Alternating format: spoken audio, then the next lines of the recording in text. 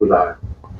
Hello and welcome back to the Network Effect podcast. As I mentioned, my name is Shantel Bacchus, and I have the pleasure of sitting here with Tamara Burkett of Tamara Burkett Global. She is going to talk to us about several topics actually today. I'm actually sort of happy to say that she's a client of mine. So we met actually via the telephone maybe about 2 years ago. Mm-hmm. So when we were putting this together, I said, who can I call about coaching? That's initially what I called about. It's the new year, so we wanted to get together and talk about really new ideas, ways that people can start businesses off. And most people make resolutions for January, so we thought it would be a good idea to have you here. But Tamara, why don't you just give the audience an introduction about who you are and some of the services you provide? Sure. So like Shantel said, my name is Tamara Burkett. And I started my business in marketing about almost 10 years ago. And at that time, I was focused real heavily on customer relationship management systems. So CRMs is what they're called for short. And so I would help people identify what their needs are in terms of following up with customers or potential clients and things like that, and find an ideal system that's right for their workflow. So I started there, and then I branched out. I did general marketing, a little bit of copywriting, some brand management, podcast management. So I ran the gamut of different marketing services and experience that I have. And so that's where I am today. Oh, that's nice. And I'm glad that you went into detail with that, because we always talk about CRM systems. Yeah. In my business, we've used several CRM systems, in regards to client, management, quoting systems, things of that nature. Mm-hmm. Now, when you said you help clients, let's say for myself, if I didn't have a system already in place, how would you find out what exactly I would need in order to assist me as a business? Is there like a plan you put together, questions that you would ask that we can share with the audience? Maybe that's some things that they can ask themselves about? Yeah, so I would ask them a few questions about their daily work and what their pet peeves were. Like when you think about the work you do, what are some of the things that frustrate you about your work, about the processes or lack of that you have, and as it relates to how you make a sale or how you follow up with existing customers. So I would have them kind of track that for like a good week, and they'll come up with a pretty nice, substantial I was list. thinking, I got a list right now. I'm talking to people. Okay. Like I got issues, right? So, yeah. So based off of that, I would meet with them and kind of drill down on what are the main components that's missing in their operations, in that whole sales and marketing process. And based on that, I would find a system for them. So usually the people that I worked with were consultants or fractional C-suite individuals who would work with small businesses. And 9 times out of 10, they were missing the assistant, that feel of having an assistant. So somebody would do things right. Like, who has time to manually enter in notes to your CRM system? Not a whole lot of people. You have the conversation, you want it to just appear. You don't have time to always enter notes or do it right then and there. So being able to find a system that could automate that or make that more of an effortless process is usually were the most successful type of systems that people would stick with. Because that's another thing is you have this brand new shiny thing that's going to help you, but are you going to take the time to actually learn how to use it and leverage it in your business? So yeah, that's what I did. So pretty much a problem solver as well, because I know, like for myself, and I think what you're saying, a lot of businesses can, put that into their own planning. I know when I meet with my clients, you try to figure out what things, as you mentioned, pet peeves, what keeps you up at night, I usually say, and we come in with solutions for that. As you was just mentioning about data, have you found that artificial intelligence, like AI, has been an asset to that type of process, or has it been just not an asset, a liability? Yeah, AI is a slippery slope. That a lot of people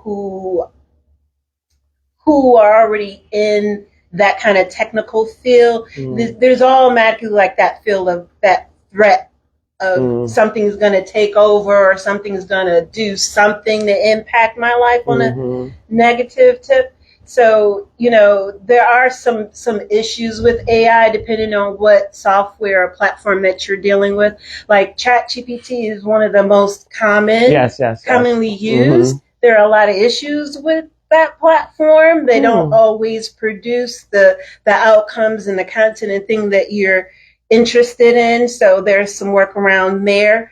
But overall, I think when it comes to how do you build a process that you will actually use, AI can definitely help you with creating that. And then helping you fill in some of the missing parts to that you may not be aware that you have. Okay. I know that most recently when I did contact you, you said that you were starting some new ventures as well with Pilates. And you were talking to me about how you're branding your new business and your new ventures with Pilates. Let us know a little about what you're doing with your Pilates. Yes, ma'am. So let me tell you. Here we go. We want to hear. Here we go. Right. So Pilates is, I call it a movement journey or practice. A lot of people look at it as exercise, but it's very therapeutic. It's something that it's kind of like a corrective type of exercise. So it's difficult, not to mention, but it's a little difficult. You know, I know I got the Pilates DVD some years ago. You know, and I'm thinking it's gonna be easy peasy lemon squeezy. But I got down. I'm like, it really, you know, I can tell the difference, but it's not that easy to do for me at least. Okay. No. So here's the thing about Pilates is that Pilates is different from yoga. Pilates is about functional movement. And it's also about strengthening while you stretch. So it is the person who founded, his name is Joseph Pilates. He was a boxer and a gymnast to some of the most hardest kind of sports out there. So if you can imagine the type of strength and endurance you need to do both of boxing those disciplines, you need something to help with that and then prevent injury. And so that's how he came up with Pilates. You don't need to be flexible starting out. As a matter of fact, like on my Instagram, I call myself a tight body because that's naturally my body is rigid. It's on a rigid, but it's strong and it's adaptable. You have people who have more flexibility, but they have issues with building strength. Maybe that was me. Maybe that was me. Seriously, yeah. So Pilates help with both. It grounds somebody who's hyper flexible because you don't know where you are in space when you stretch. You just go. People who are tight, it's like we can barely get down there. There's something that's forcing us to kind of pause. We need to learn how our bodies, our muscles need to learn how to release. Need to learn how to relax so that we can stretch. Yeah, because it's like more tight. Okay. Yeah. So Pilates helps with all that, and then it increases your mind-body connection. So like many people who were who look like me, born in the United States, I have childhood trauma. And so I didn't know that part of that trauma kind of disconnected me from my body, or the whole kind of realization that this is my hand and this is how it feels when you use it, or this is my arm or leg, or this is how it feels when you lift it. It was just lift, just do this. It's just my body was really just a transport for my mind. My mind was the most important thing. And what do you mean by that? Like when you said that, because I'm thinking the same thing. Like, what do you mean? Like when you don't know how it feels when you're moving? So when your muscles are fully engaged, do you know how it feels when all of your muscles are fully engaged in an activity? Usually we use one main muscle, and that's the muscle we use, and our body isn't aware that there's more muscle that can be accessed to lift up the leg. Okay. So when that happens for the first time, we call it feedback, which in Pilates we usually use springs as resistance. So let's say I put you on a leg spring and I make you do leg circles. Now all of a sudden you feel all of your leg muscles contracting as your leg moves in that circular motion. Okay. Right? Okay. Before, if you didn't have that feedback, your body wouldn't be forced to use it, and it'll just do what it normally does, which use your quads to do the circle, and you could probably only do one or two, because after that, you're done. All your quads have exhausted, exhausted out. So that's really what Pilates has done for me. It's done a lot for me, mentally, physically, emotionally. Corrected my feet. I collapsed arches to the point where I was walking on my ankles. My feet are flat now. Thank goodness it moved to just being flat. But my arches are lifted. Well, see, now that's something new to me. I've never heard that. Yes, I didn't know that. Now, this week, we have Andre Lee Ellis. That's who you hear in the background. He has joined us, so he's going to be coming up next. We're very excited about that. But, I didn't know Pilates was, you hear about yoga and how it's a mind-body healing, but I've never associated, like, mind-body healing with Pilates. Oh, yeah. So that's something that's new to us. Yeah. It corrects all the imbalances. You notice the imbalances that you have in your body in Pilates, and you're able to correct them. Okay, and that's nice. Now, I know we're talking about branding and things like that. So how has that been different? Because you have a different background with, what we were just talking about, your CRM systems, your consulting. Now that you're going into Pilates, how have you found that's been helpful with branding yourself with your new movement in the Pilates arena? Yeah, so I really think about my personal experience and then also my values. What is it that I'm truly bringing to the world? What problem am I solving? And at first glance is, I'm correcting imbalances, or it's I'm helping people to work out. But in reality, my goal for my personal brand is to restore people, recover people, help them to save themselves, right? So that's really the theme, and Pilates can empower people to do just that, no matter where you are in life. Oh, that's nice. I know that, thanks for sharing that. I know you mentioned about childhood trauma when you just spoke.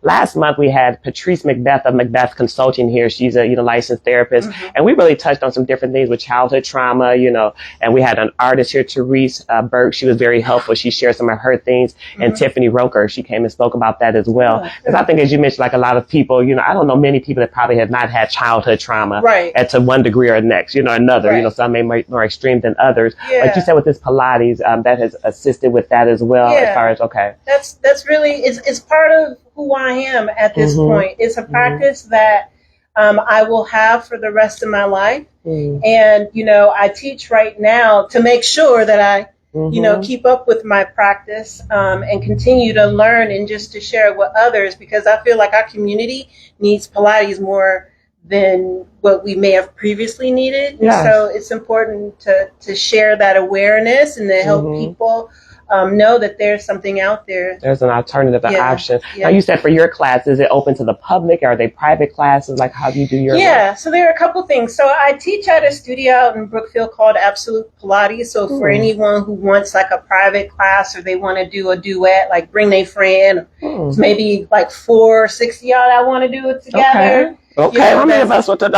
Okay. Come on down, right? And then I'm starting to work on the pop-up classes.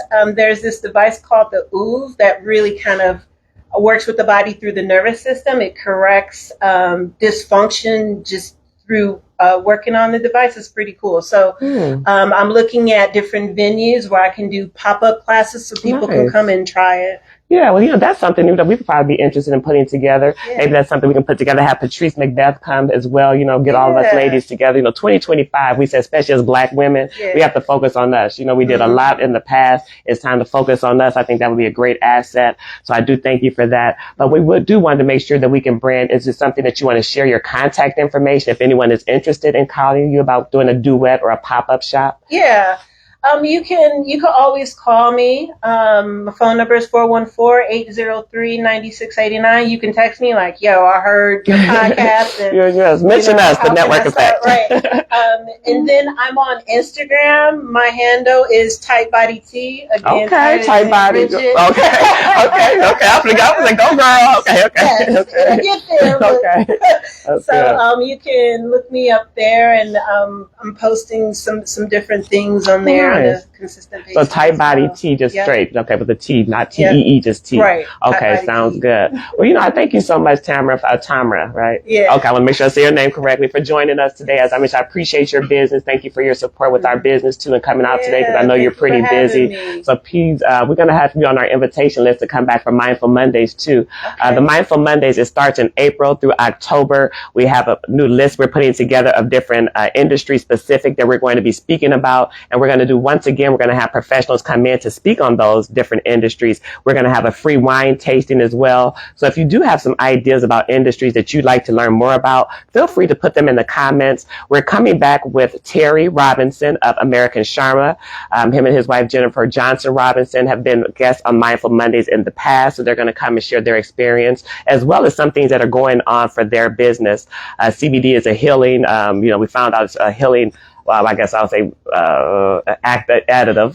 It's a healing additive, and we want to hear more about that too. And as you just heard me mention, we have the one and only Andre Lee Ellis of Cage here. He's going to be coming to speak with us with Fidel Verdon, who is the artist. As you see some of his pieces back here, he's also the creative director of True School 414, a youth and community organization. So I'm excited to meet with them as well. So we should be back in about 5 or 10 minutes. Please stick around and put your notifications on and follow us. Thank you so much.